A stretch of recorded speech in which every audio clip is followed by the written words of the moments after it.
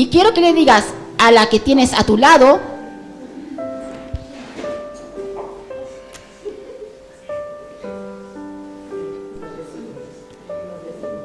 porque amamos tanto a Dios, nos metimos en este lío.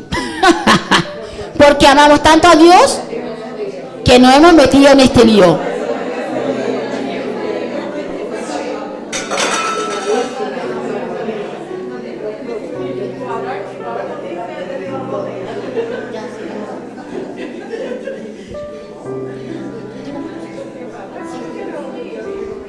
Asiento.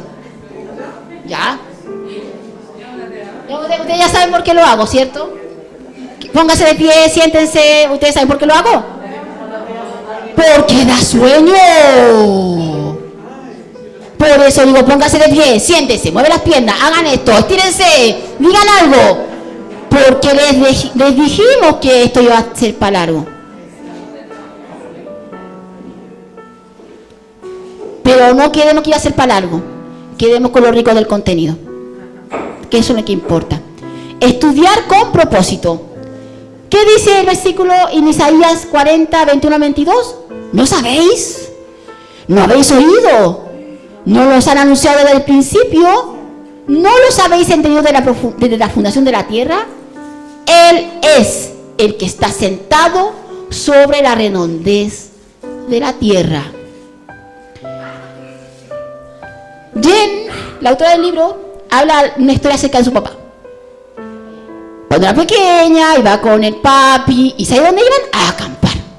¡Ah, qué chuli! Vamos a acampar, vamos a poner la fogatita, comer nuestras nubecitas quemaditas, hacer las tiendas de campaña, acostarnos con un saquito de dormir. ¡Ah, qué guapo! ¡Genial!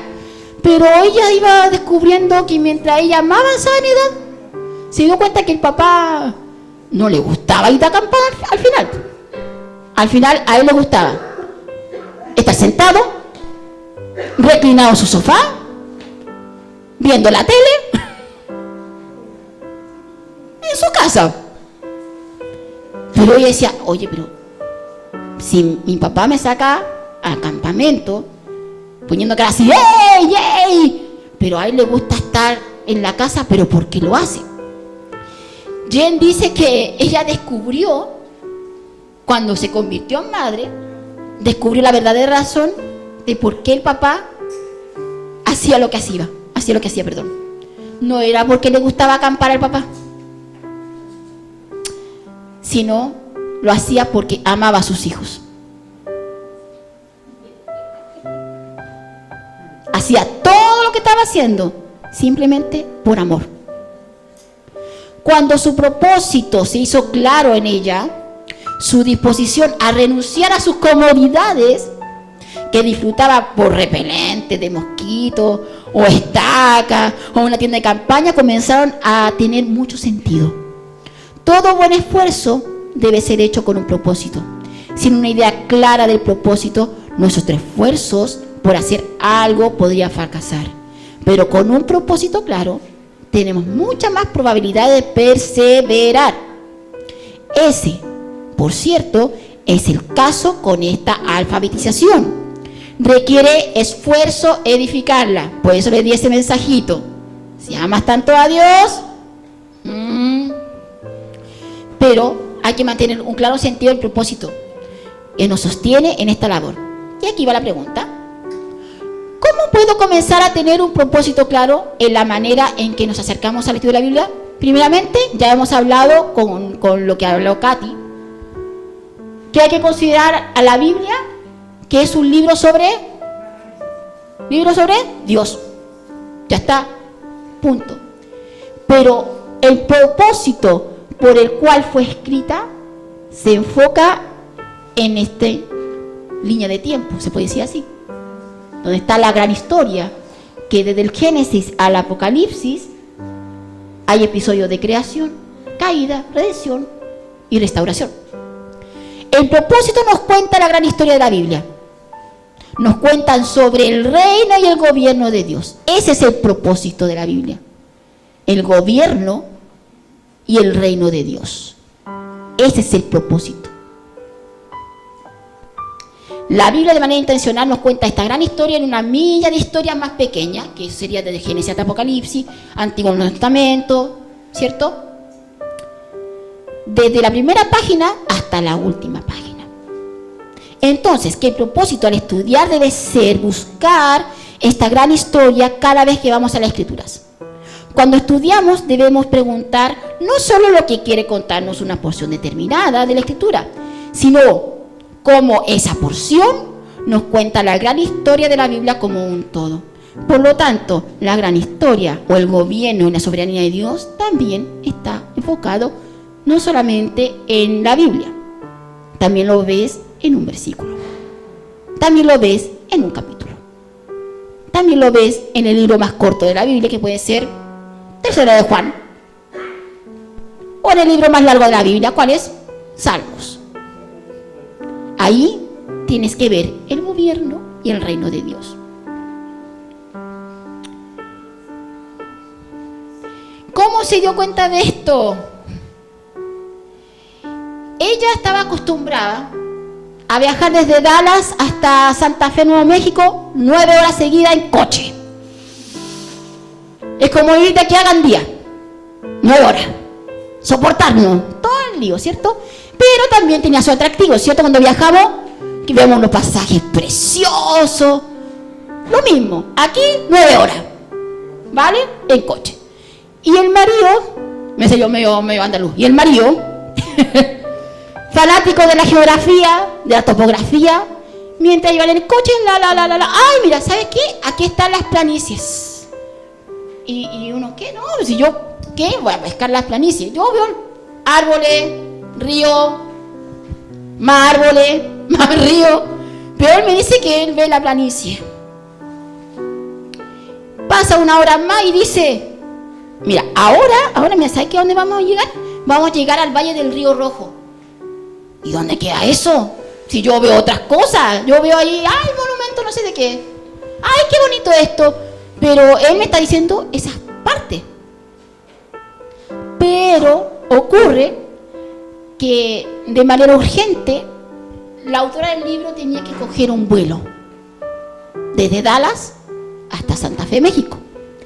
Entonces, mientras iba por los cielos, abrió la ventanilla y ahí se dio cuenta de que todo lo que decía su marido lo vio desde arriba. Todo lo que decía el marido durante el viaje en coche, 9 horas. Mira, aquí está este valle, este río. Ella lo estaba viendo como un lienzo abierto. El río, cómo cruza en este valle del Río Rojo, estas planicies que me decía mi esposo en el coche. Ahora lo puedo ver. ¿De dónde? Desde arriba. Una imagen ampliada. Y ahora, según cuenta ella, ya los dos se pusieron medio geográficos para sus cosas, así que mientras van los 9 horas en coche, hablan de las planicies, de los valles, del clima y todo eso. ¿Qué quiere decir con esto? Que la Biblia tiene su propia topografía, su propio conjunto de accidentes geográficos que se combinan para formar un paisaje continuo e impresionante. Pero muchas de nosotras no tenemos comprado el billete de avión para entender esos contornos.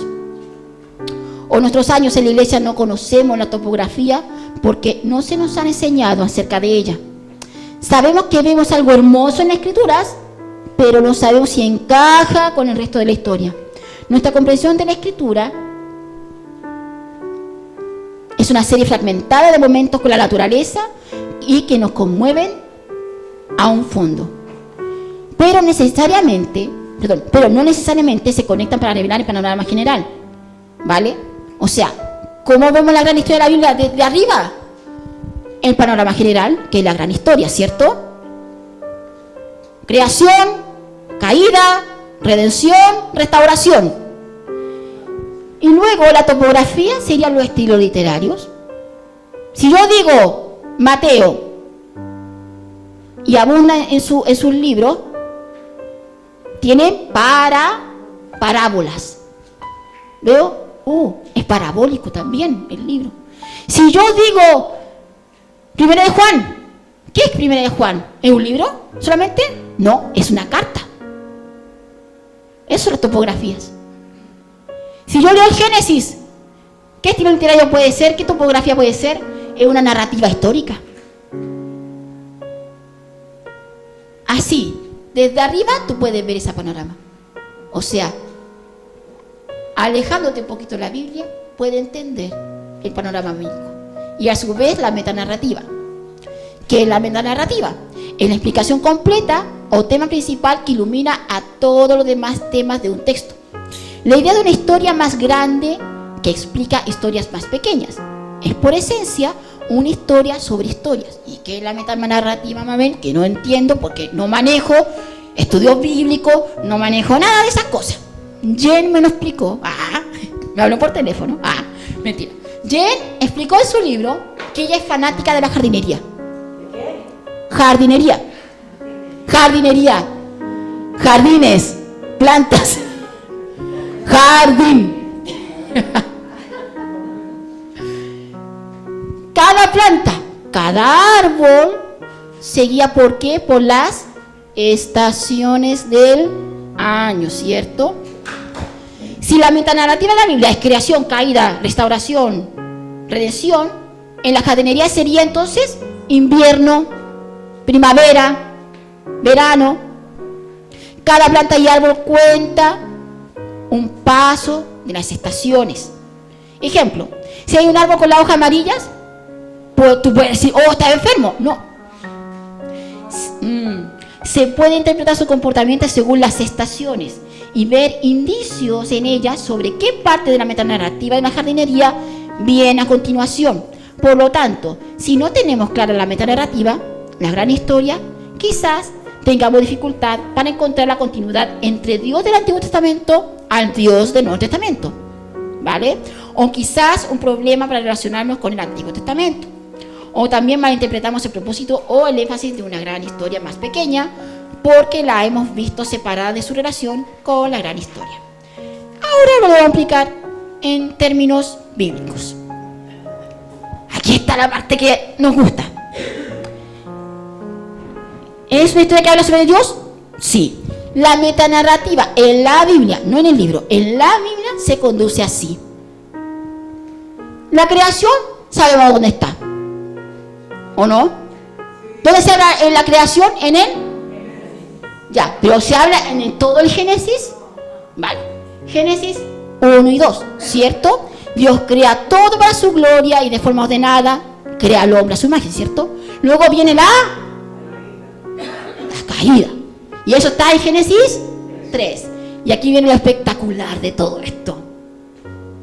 La redención. Y la redención está en toda la Biblia, chiquilla.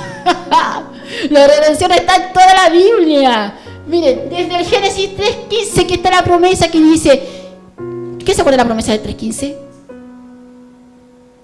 Que dice que tú irás a la mujer y la mujer irá a la serpiente. Ya, ahí anuncia a Cristo, ¿a qué sí? Ya, y desde ahí comenzamos con la redención. El resto del relato del Génesis y del Éxodo. El plan para la redención toma la forma de un pueblo escogido por Dios, los descendientes de Abraham, la nación de Israel. El Antiguo Testamento examina el tema de la redención desde varios ángulos y se señala la obra perfecta de redención de Cristo. ¿En dónde? En la cruz.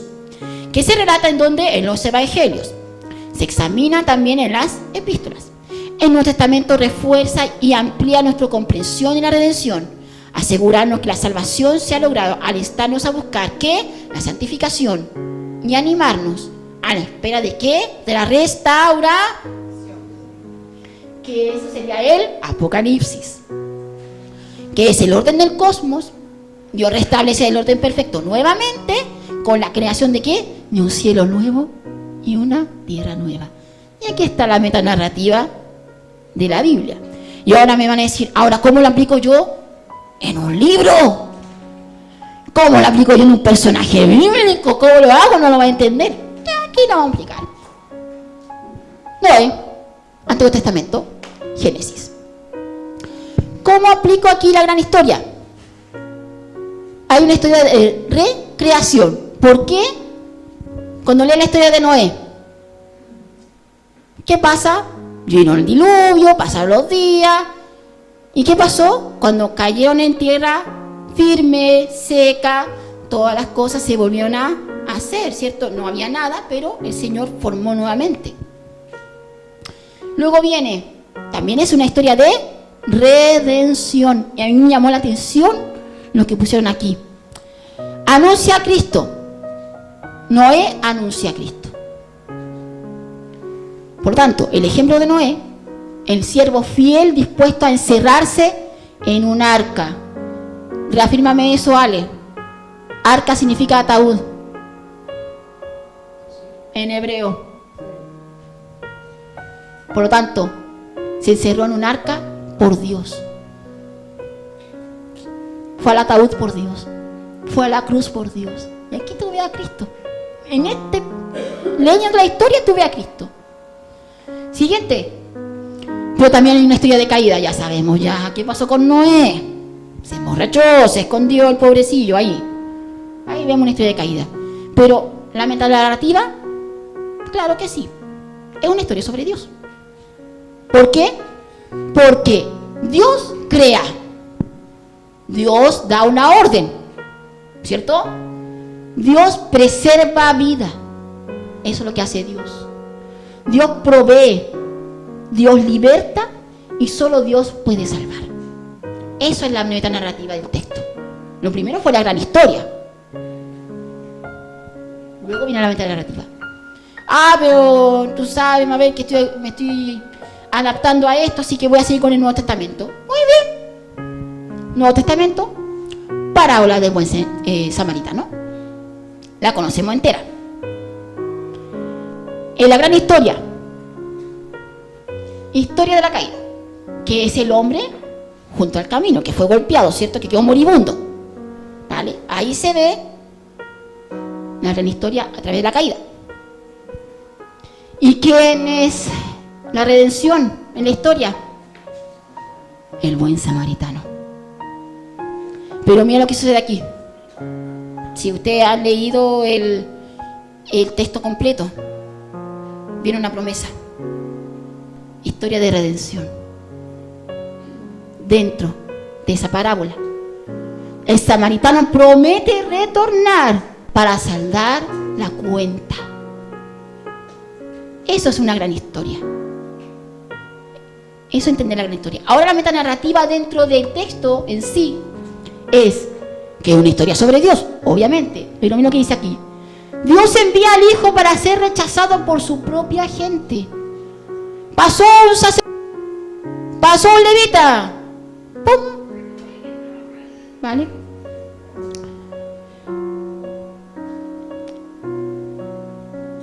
Es Dios que vino para salvarnos de una muerte segura y para restaurar todas las cosas.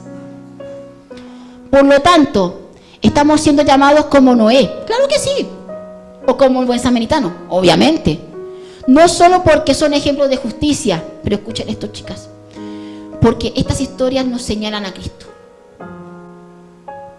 Estas historias nos señalan, como hemos dicho, hacia la gran historia del reino y el gobierno de Dios, al invitarnos a vernos a nosotras mismas en relación con Él. El conocimiento de Dios y el conocimiento de uno mismo van de la mano. Vemos la justicia de Cristo ilustrada en las dos historias y respondemos al clamar que la gracia haga lo que Dios ha hecho por nosotras. 1. Liberarnos del diluvio de su ira. Y 2. Rescatarnos de una muerte segura. Y por último, y ahora me voy a ponerme más profunda. Entonces ya, nos diste 2 ejemplos, Mabel. Vale. ¿Y qué sucede con los demás libros? ¿Qué sucede con los demás libros? Los que hablan de poesía, la narrativa, lo de que es de la ley, el sapiencial. ¿Qué sucede? Y aplicar la metanarrativa a la gran historia. Y yo creo que la están leyendo ya. Si hablamos de los libros de la ley, registra la ley de Dios por nosotros para entender nuestra necesidad de la redención mediante Cristo. Muestra al creyente a cómo obedecer, al ilustrar su carácter y llamados para ser conformados a su imagen, iniciando así el proceso de la restauración de la imagen de Dios que se perdió ¿en dónde? En la caída, en el Edén. Luego viene la poesía, en donde vemos el Salmo 23, que habla de la redención y restauración, o el cuestionamiento que hacía Job hacia Dios, que sería creación y caída. ¿Y dónde estabas tú cuando formé nación en la tierra? ¿Vale? La sapiencial, la de sabiduría, señala nuestra necesidad de redención, porque nos muestra los vacíos de la santificación y la obra continua de restauración en la vida del creyente. Y por último, profecía. Lo que Dios habla, Dios cumple. ¿Cierto? Pero hay promesas, profecías de parte de Dios en la Biblia que aún no se han cumplido, porque son ¿a cuántos? Cuando sea el tiempo, ¿cierto? Por lo tanto, en la metanarrativa, la redención, lo que el Señor sí ha cumplido en sus profecías, se ha logrado. Pero la restauración viene, es algo seguro.